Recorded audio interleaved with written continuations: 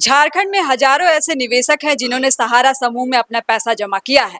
ऐसे लगभग एक आंकड़े के मुताबिक 30,000 लोग हैं जिनका पैसा सहारा समूह में झारखंड से जमा है। जब भी सहारा समूह से जुड़ी कोई खबर सामने आती है तो लोगों की आशाएं बढ़ जाती है, उम्मीद बढ़ जाती है कि उनका पैसा उन्हें कब मिलेगा। इसी बीच सहारा से जुड़ी एक खबर सामने आई है कि सहारा के जो पूर्व जोनल मैनेजर थे संजीव कुमार, उनकी गिरफ्तारी हुई है। खबर पे पूरी जानकारी के लिए मेरे साथ सहयोगी अरविंद है, इनसे समझते हैं। अरविंद, किन की गिरफ्तारी हुई है, कहाँ से हुई है? देखिए, जो रांची सीआईडी, झारखंड सीआईडी ने एक बड़ी कार्रवाई की है। रविवार की रात पटना के बाढ़ स्थित जो चौंदी मोहल्ला है, वहां से जो सहारा समूह के पूर्व जोनल मैनेजर है संजीव कुमार, उनको गिरफ्तार किया गया। इसके बाद उन्हें सोमवार को कोर्ट के समक्ष पेश किया गया। इसके बाद उन्हें न्यायिक हिरासत में जेल भेज दी गई। बता दें कि इस मामले में 30 नवंबर 2024 को सीआईडी थाना रांची में एक प्राथमिकी दर्ज कराई गई थी। इस प्राथमिकी में सहारा समूह के जो प्रमुख है, जो अब इस दुनिया में नहीं रहे, सुभद्र रॉय, उनकी पत्नी स्वप्ना रॉय, उनके भाई जयभद्र रॉय, 2 बेटे सुशांतो और सीमांतो रॉय, इनके साथ कई और लोगों को भी आरोपी बनाया गया था। इसके अलावा सहारा समूह की कई कंपनियों को भी इसमें आरोपी बनाया गया था। इसी के कड़ी में ये कार्रवाई हुई। जैसे कि झारखंड में भी बहुत ऐसे निवेशक हैं जिन्होंने इसमें पैसा लगाया था, उनकी मैच्योरिटी होने के बाद भी उन्हें पैसा नहीं मिला। तो इस जोनल मैनेजर की जो गिरफ्तारी है, एक बहुत बड़ी कार्रवाई मानी जा रही है। और ये भी रिपोर्ट है कि जो सुभद्र रॉय की पत्नी है स्वप्ना रॉय, और उनके जो अपने दोनों बेटों के साथ उन्होंने मैसेडोनिया में निवेश के आधार पर नागरिकता प्राप्त कर ली है। हाँ, वो मैसेडोनिया चले गए। मैसेडोनिया चल गए हैं। तो वहां पे उन्होंने नागरिकता प्राप्त कर ली, क्योंकि मैसेडोनिया और भारत के बीच सत्यार्पण प्रत्यर्पण की जो है संधि नहीं है। हाँ। इसीलिए वो गिरफ्तारी से अभी बचे हुए हैं। मतलब इसलिए उनकी गिरफ्तारी नहीं हो पा रही है। इस पर भी सीआईडी जांच कर रही है कि कैसे उन्हें गिरफ्तार किया जाए, कैसे भारत लाया जाए। इस पर भी पूरी प्रक्रिया चल रही है, इस कड़ी में है। सहारा से जुड़ी चीजें जो है, हमेशा विधानसभा से लेकर लोकसभा से लेकर कई महत्वपूर्ण बैठकों में ये मामला उठता रहा है। विधानसभा में भी प्रदीप यादव ने ये मामला उठाया था जब पिछले मार्च में बजट सत्र चल रहा था। उस वक्त क्या कुछ उस वक्त हुआ था और फिर सरकार की तरफ से क्या जवाब दिया गया? देखिए, जैसे बजट सत्र अभी चल रहा था कुछ महीनों पहले, तो वहाँ प्रदीप जो पड़ैया हाट के विधायक है, उन्होंने जैसे कि झारखंड मुक्ति मोर्चा ने अपने घोषणा पत्र में लिखा था कि हम सहारा के निवेशकों को अब पैसा वापस दिलाएंगे। उसी क्रम में उन्होंने सवाल किया कि सरकार कुछ योजना बना रही है, पोर्टल बना रही है, नहीं बना रही है, कैसे उनका, ऐसा सवाल किया था। तो इसके जवाब में जो राज्य के वित्त मंत्री है राधा कृष्ण किशोर ने 2023 में सुप्रीम कोर्ट ने एक आदेश दिया था कि जो सहारा के निवेशक है उनके पैसे वापस करने के लिए एक पोर्टल बनाया जाए, जहां निवेशक आवेदन दे पाएंगे कि मैंने इतना निवेश किया था, मेरा पैसा वापस मिले। तो राधाकृष्ण किशोर ने कहा कि हमने कई बार केंद्रीय रजिस्ट्रार ऑफ सोसाइटी को पत्र लिखा है इस संबंध में। जैसे कि दिसंबर 2022 में भी पत्र लिखा गया था, 2023 में भी कई बार लिखा गया, 24 और फरवरी 2025 में भी लिखा गया। तो वहां से अब तक कोई जवाब नहीं आया, ऐसा राधा कृष्ण किशोर जी का कहना है। और एक बात बता दूं कि संसद में मानसून का सत्र चल रहा है। केंद्रीय गृह मंत्री अमित शाह ने बुधवार को बताया था संसद में कि सहारा समूह के जो सहकारिता समितियों के करीब 4.2 लाख जो निवेशक है, जमाकर्ता है, उनको 362.91 करोड़ रुपए वापस कर दिए गए हैं। हाँ, इससे पहले हम लोग ये बात कर लेते हैं कि क्षेत्रीय परिषद की बैठक रांची में कुछ दिनों पहले हुई थी। लगभग 10 जुलाई के करीब वो डेट था। उस वक्त जब गृह मंत्री अमित शाह रांची आए थे तो मुख्यमंत्री हेमंत सोरेन भी बैठक में शामिल थे। उस दौरान भी सहारा का मामला हेमंत सोरेन ने शायद उठाया। हाँ, तो जैसे कि 10 जुलाई को उन्होंने मामला उठाया। अमित शाह की अध्यक्षता में ये पूर्वी क्षेत्रीय परिषद की बैठक हो रही थी। तो मुख्यमंत्री हेमंत सोरेन ने सहारा निवेशकों को पैसा वापस दिलाने की बातें प्रमुखता से रखी थी। उन्होंने कहा था कि झारखंड में करीब 30,000 से अधिक ऐसे निवेशक हैं जिन्होंने 40,000 करोड़ रुपए से अधिक निवेश किया है। मैच्योरिटी के बाद भी अब तक उन्हें उनका पैसा नहीं मिला है, जिसके बाद ही मुझे लगता है कि अब पैसा पूरा कार्रवाई हो गई। जिसकी 16 जुलाई तक, 10 जुलाई को ऐसा हुआ, और 16 जुलाई तक के सारे पैसे 4.2 लाख जमाकर्ताओं को 362.91 करोड़ रुपए वापस किए गए। जैसे कि जो पोर्टल बना है उसमें जिनके आधार कार्ड बैंक से लिंक है, उनको जांच करने के बाद अभी 10,000 रुपए तक वापस किए जा रहे हैं। ये तो बातें हो ही गई, लेकिन उम्मीद लोगों को बहुत है, झारखंड के लोगों की, कि आशाएं जग रही है कि भाई हमारा पैसा हमें कब वापस मिलेगा। तो क्या ये जो पैसे अब मिले लोगों को, इससे एक छोटी सी उम्मीद की किरण जग रही है कि धीरे धीरे पैसे वापस हो जाएंगे? देखिए, उम्मीद की किरण तो जग ही रही है। अभी मानसून सत्र होने वाला है झारखंड झारखंड में, 1 अगस्त से है, तो ये बातें मानसून सत्र में भी उठ सकती हैं। तो सरकार इस पे ध्यान दे रही है, ऐसा नहीं है कि नहीं दे रही है। हेमंत सोरेन मुख्यमंत्री ने भी अमित शाह के समक्ष पूरी बातें रखी। देखिए, जैसे कि फिर उसके बाद 16 ही जुलाई को कुछ लोगों को पैसा वापस मिला। अब इस कड़ी में जांच हो रही है, अब कार्रवाई हो रही है, धीरे धीरे सीआईडी पैसा। झारखंड सीआईडी झारखंड तो मतलब क्या बोले, इस पे पूरा प्रमुखता से जांच कर रही है। डीजीपी ने भी निर्देश दिया था कि जितने भी राज्य में सहारा समूह के संपत्ति है उनको चिन्हित करके उनको सील किया जाए, ऐसा डीजीपी अनुराग गुप्ता ने भी निर्देश दिया था। मेरे साथ सहयोगी जेब सर हैं, इनसे भी सहारा मामले पर और क्या क्या डिटेल चल रहा है समझते हैं। सर, एक तो है कि मुख्यमंत्री लगातार इस मामले को उठा ही रहे हैं, प्रमुखता से रख रहे हैं गृह मंत्री के सामने।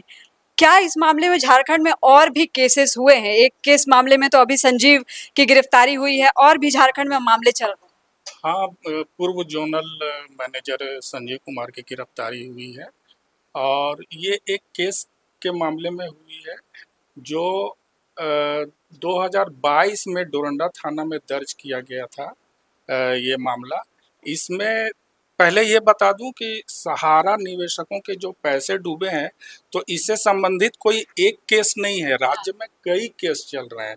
तो अभी जो संजीव कुमार की गिरफ्तारी हुई है वो बताया गया है कि ये जो जिस केस के सिलसिले में उनकी गिरफ्तारी हुई है, तो वो 2022 में डोरंडा थाना में दर्ज हुई थी। ये केस संतोष कुमार नाम के व्यक्ति ने दर्ज कराया था। और ये मामला जो अकेले, ये सिर्फ इस केस की बात करें तो ये केस 13 करोड़ के मामले का है। और इसमें संतोष कुमार ने जो शिकायत दर्ज कराई थी, तो वो ये इस केस में सहारा समूह के 3 सहकारी समितियों के खिलाफ केस दर्ज हुई थी।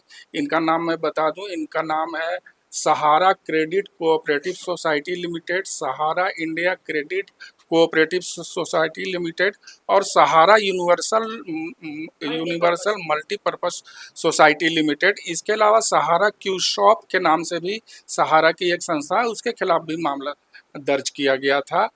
तो इस केस में जो है संतोष कुमार की शिकायत के आधार पर जो केस हुआ था, उसमें कई बड़े अधिकारियों के नाम थे, टॉप लेवल के सहारा के।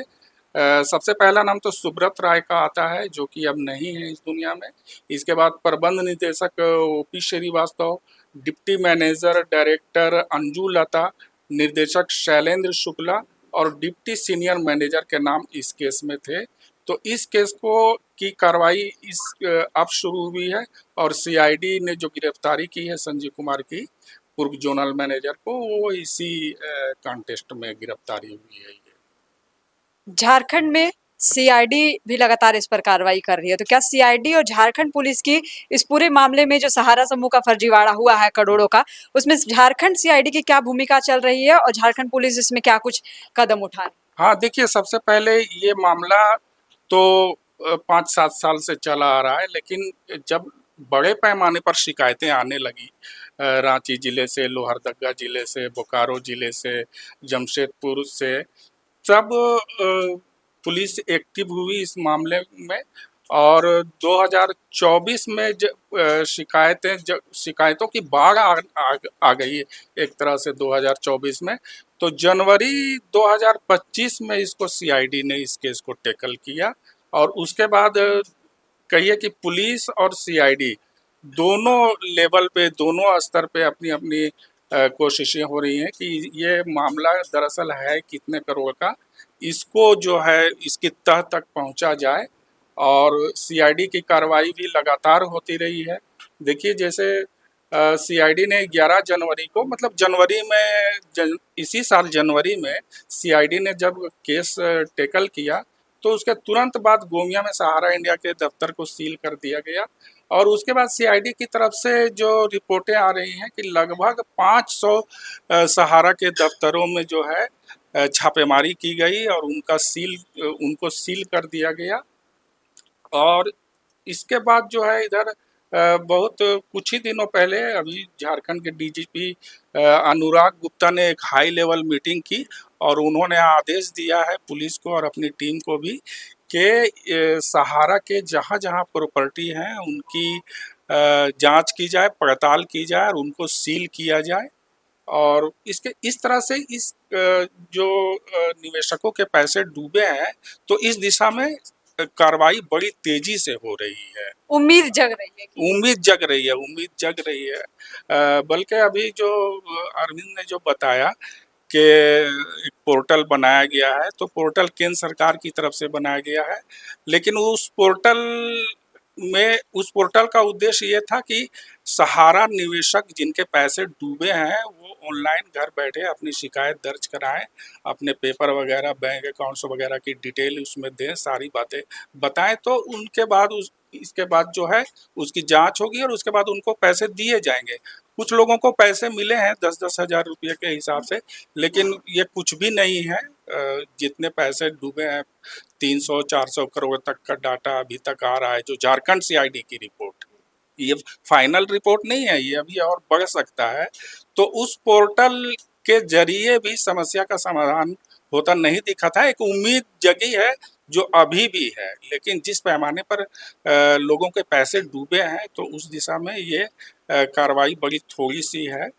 तो अभी जो हालिया ये है कि हेमंत सोरेन ने, जब ये पूर्वी क्षेत्रीय परिषद की बैठक हुई थी जिसमें गृह मंत्री अमित शाह आए थे राज्य में और सीएम हेमंत सोरेन मौजूद थे उसमें, तो उन्होंने कहा था अमित शाह से कि इस दिशा में काम हो और पैसे दिलाए जाए। यहाँ तक कि हेमंत सोरेन ने सेबी को भी इस मामले में हस्तक्षेप के लिए कहा है कि आप भी अपने स्तर से देखिए इसको और इस मामले को आगे बढ़ाया जाए। और एक बात इसमें, इस बीच में ये जर्नी तो है 5-7 साल से चली आ रही है, लेकिन इधर जब जनवरी 2025 में जब सीआईडी ने केस को टैकल किया तो ये मामला सुप्रीम कोर्ट में भी गया और सुप्रीम कोर्ट ने एक डेडलाइन भी तय कर दी थी कि इसके अंदर पैसे मिल जाने चाहिए। ये बात है झारखंड विधानसभा चुनाव जो हुआ 2024 के अंत में, इसके पहले ही सुप्रीम कोर्ट का ये जजमेंट आ गया। उसके बाद भी सहारा निवेशकों को उनके पैसे नहीं मिले, तो ये चुनाव में भी एक बड़ा मुद्दा बना था।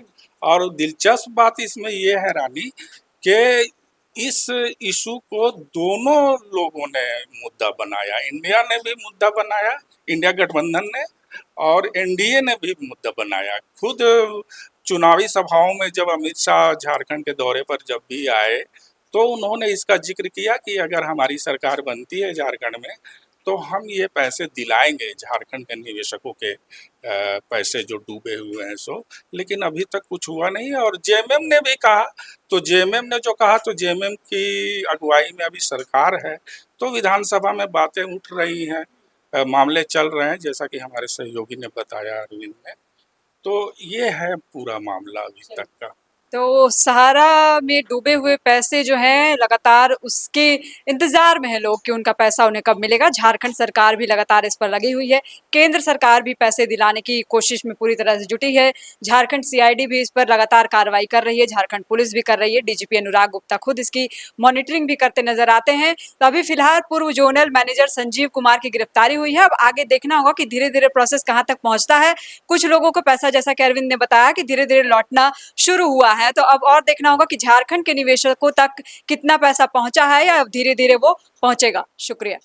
जहां 27 वर्षों के सफर में 17,000 से भी अधिक छात्रों ने डॉक्टर एवं इंजीनियर बनकर भरे सफलता की ऊंची उड़ान, जहां साधारण छात्र भी झारखंड टॉपर्स बनकर बना रहे इतिहास। दूरदर्शी शिक्षाविद श्री विपिन सिंह के मार्गदर्शन में मेडिकल एवं इंजीनियरिंग के लाखों छात्रों के लिए आशा की किरण के रूप में गोल नेशंस लीडिंग इंस्टीट्यूट। सरकारी परीक्षा की तैयारी का सबसे भरोसेमंद नाम NIBM। अच्छा कोचिंग ढूंढ रहे थे तो फिर गूगल में ही बताया कि यहाँ का रेटिंग भी बहुत अच्छा था। पुरुलिया से आए हैं यहाँ पर कोचिंग करने के लिए। NIBM के बारे में मेरे एक भैया हैं जो पिछले साल ही बैंकिंग यहीं से प्रिपरेशन किए और इस बार IBPS PO में सिलेक्शन लिए। मेरा अभी फाइनल सिलेक्शन हुआ है RRB PO में, उत्तर बिहार ग्रामीण बैंक में। मेरा फाइनल सिलेक्शन RRB PO में हुआ है। NIBM बायोम सिर्फ मेडिकल प्रिपरेशन का संस्थान। बायोम से लगातार दूसरी बार नीट यूजी में 700 मार्क्स पार। 10th पास स्टूडेंट्स के लिए फाउंडेशन कोर्स, 11th पास स्टूडेंट्स के लिए फ्रेशर कोर्स और 12th पास स्टूडेंट्स के लिए टारगेट कोर्स 17 अप्रैल से शुरू हो रहे हैं। कॉल 7360066190 और visit Biome, circular road near women's college and Hinoo, Ranchi. thefollowup.in. Like, share and subscribe. www.thefollowup.in